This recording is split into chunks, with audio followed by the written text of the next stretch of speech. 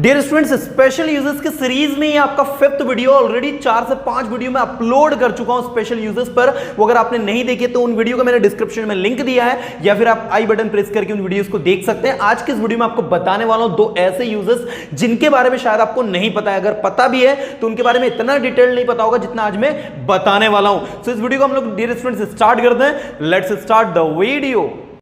Students, इस video में देखिए, सबसे पहले जो फर्स्ट मैं इंपॉर्टेंट यूज आपको बताने वाला हूं वो है subject is am are willing to V1 plus object. इसका स्टूडेंट हिंदी मतलब होता है इच्छा हो रही है या फिर इच्छा है। दोनों यूजर्स के सेंस में आप इसको यूज करते हैं। बहुत सरल सा रूल है, साधारण सा रूल है, समझिएगा। Subject is am are willing to V1 plus object, आप समझ गए होंगे। एस मतलब सब्जेक्ट। आपने कहा मेरी इंग्लिश सीखने की इच्छा है या फिर मेरी इंग्लिश सीखने की इच्छा हो रही है, तो आप कहोगे I am willing to learn English. कितना इजी है। आपने कहा मेरी पढ़ाई करने की इच्छा है, I am willing to study. उसकी क्रिकेट खेलने की इच्छा है, he is willing to play cricket. आप अगर इसको नेगेटिव बनाएंगे तो नेगेटिव भी बहुत आसान है। उसकी पढ़ाई करने की इच्छा नहीं है, he is not willing to study. ये देखो, विल का मतलब समझिए अब क्या होता है। विल मतलब होती है इच्छा, और उसमें आपने लगा दिया ING, राइट, और उसके बाद आपने टू लगाकर वो आपकी फर्स्ट फॉर्म को लगा दिया। तो बहुत सरल सा एक रूल आपका बन गया, सरल सा एक आपका यूज बन गया, जिसका मतलब हो गया इच्छा है, इच्छा हो रही है। कितना आसान है। मैंने कहा उनकी क्रिकेट खेलने की इच्छा है लेकिन वो क्रिकेट नहीं खेल पा रहे हैं। They are willing to play cricket but they are unable to play cricket. वो क्रिकेट नहीं खेल पा रहे हैं। मैंने कहा वह हॉकी, उसकी हॉकी खेलने की इच्छा है, तो he is willing to play hockey. उसकी हॉकी खेलने की इच्छा नहीं है, ही इज नॉट, नेगेटिव में नॉट लग जाएगा, he is not willing to play hockey. क्या उसकी हॉकी खेलने की इच्छा है? Is he willing to play hockey. Interrogative में उसकी हॉकी खेलने की इच्छा क्यों है? Why is he willing to play hockey. और किसकी हॉकी खेलने की इच्छा है? Who is willing to play hockey. मतलब आप इसके affirmative, negative, interrogative yes no, interrogative WH और इंटरोगेटिव हु, तीनों में आप इसको बना सकते हैं, पांचों में आप इसे बना सकते हैं, जो कि बहुत आसान है। अब अगर आपको मान लीजिए इसका पास्ट बनाना है स्टूडेंट्स, तो आपको कुछ नहीं करना है। इजम आर के जस्ट नीचे आपको वॉज वेयर लिखना है। मैंने कहा उसकी पढ़ाई करने की इच्छा थी, he was willing to study, उसकी वहां जाने की इच्छा थी, he was willing to go there। उसके sentences बनाने की इच्छा थी लेकिन उसने नहीं बनाया। he was willing to make sentences but he did not make। आपको सिर्फ प्रैक्टिस करना है, बस कंसेप्ट समझ में आ ही गया होगा आपको। अगर फ्यूचर में बनाओगे तो आप समझ ही गए। अगर यहाँ इज़ एम आर है, यहाँ वाज वेयर है, तो फ्यूचर में क्या लगाना है? As usual will be, shall be, right. तो फ्यूचर में आप यहाँ पर विल बी, शैल बी लगा देंगे, और वही कंसेप्ट होगा। इच्छा हो रही है, पास्ट में इच्छा हो रही थी और फ्यूचर में इच्छा हो रही होगी।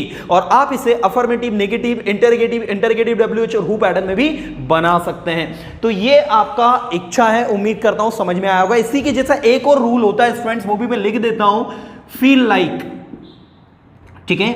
उसमें फील्स भी लगता है, फील्स लगता है ही शीट नेम के साथ, और फिर आता है लाइक, और फिर वर्ब में लगता है इसमें ING, और फिर आता है ऑब्जेक्ट, अगर वर्ब आती है तो। जैसे आपने कहा मेरी है ना क्रिकेट खेलने की इच्छा हो रही है, या कुछ भी करने की, काम करने की आपकी इच्छा हो रही है, तो आई feel like doing this work. I feel like swimming, है ना, आई फील लाइक स्विमिंग, मुझे स्विमिंग जैसी इच्छा हो रही है, लाइक, है ना। मेरी वहां जाने की इच्छा हो रही है, तो I am willing to go there. या फिर आप ऐसा बोल सकते हो कि I feel like going there, मेरी खाना खाने की इच्छा हो रही है। बोलते ना, जो कोई काम करने की हमारे अंदर एक इच्छा होती है, तो फील लाइक। आई फील लाइक ईटिंग फूड, आई फील लाइक ईटिंग फूड, मेरी ना आराम करने की इच्छा हो रही है थोड़ी थोड़ी। आई फील लाइक टेकिंग रेस्ट, तो ये वाला कंसेप्ट भी आपका यूज होता है। फील्स लगाना ही शीट नेम के साथ। जैसे उसकी क्रिकेट खेलने की इच्छा हो रही है, तो he feels like playing cricket, इस तरीके से। पास्ट में फेल्ट हो जाएगा, फ्यूचर में विल फेल हो जाएगा। तो ये बहुत कम यूज होता है स्टूडेंट्स, ज्यादातर ये वाला आपका यूज होता है, इसलिए मैंने आपको फर्स्ट यही दिया है, पहली प्रायोरिटी आपको बताइए। ये भी थोड़ा सा समझा दिया। नाउ अब हम सेकंड पे मूव करते हैं स्टूडेंट्स। ये बहुत इंपॉर्टेंट है, बहुत दिक्कत देता है। इसका मतलब होता है समझ लेता है, समझ लेता है, समझ लेता था, या जो भी आप पास्ट में कहेंगे। तो जैसे मैंने कहा मैं उसे अपना छोटा भाई समझ लेता हूं और माफ कर देता हूं। एक लड़का है, बार बार गलती कर रहा है, लेकिन मैंने कहा आप उसे डांटते क्यों नहीं, कुछ बोलते क्यों नहीं? तो आपने कहा मैं उसे अपना छोटा भाई समझ लेता हूं और माफ कर देता हूं। तो मैं उसे अपना छोटा भाई समझ लेता हूं। तो जब आप इसे इंग्लिश में बनाएंगे तो आप कहेंगे आई टेक और जिसे समझ रहे हैं ओसी, ओसी का मतलब होता है students objective case. Objective case मतलब होता है ही का ऑब्जेक्टिव केस क्या होता है बताइए, हिम। शी का, ये देखिए ही का ऑब्जेक्टिव केस होता है हिम, शी का ऑब्जेक्टिव केस होता है हर, दे का ऑब्जेक्टिव केस होता है आपका देम।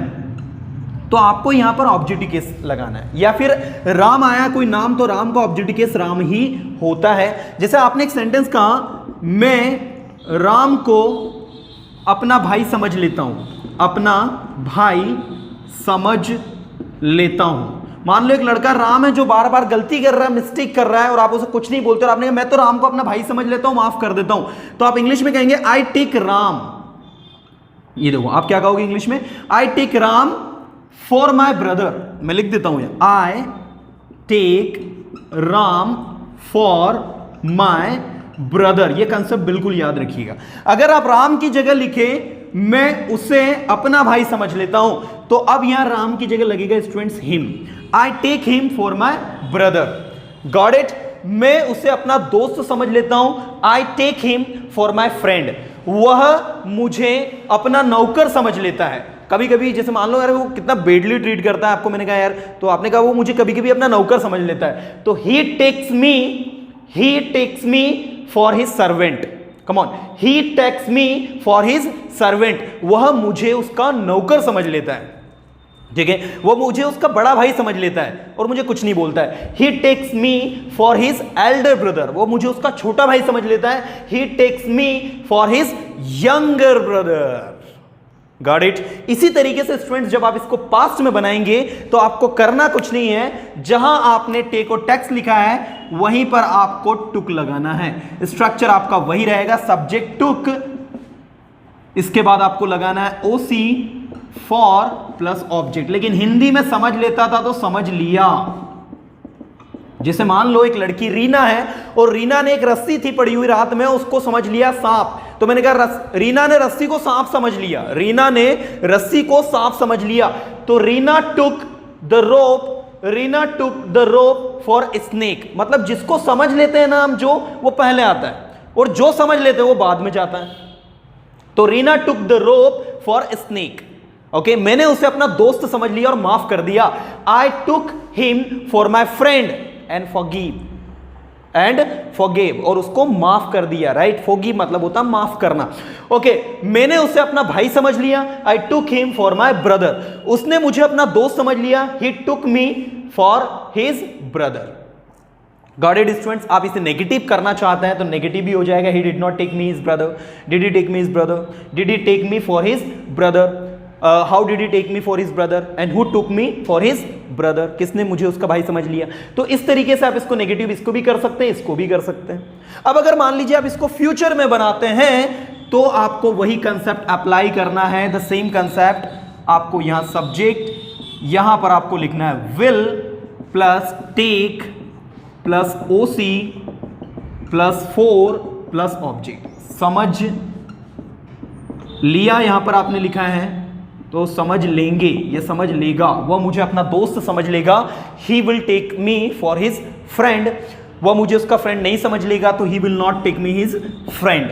राइट स्टूडेंट्स, उम्मीद करता हूं कि इस छोटे से वीडियो के माध्यम से मैं आपको ये दोनों चीजें बहुत अच्छे से समझा पाया। अभी और भी काफी सारे से इंटरेस्टिंग रूल्स में लेकर आने वाला हूं। उम्मीद करता हूं वीडियो अच्छा लगा है, बिल्कुल इसे लाइक करें, अपने फ्रेंड सर्कल में शेयर करें।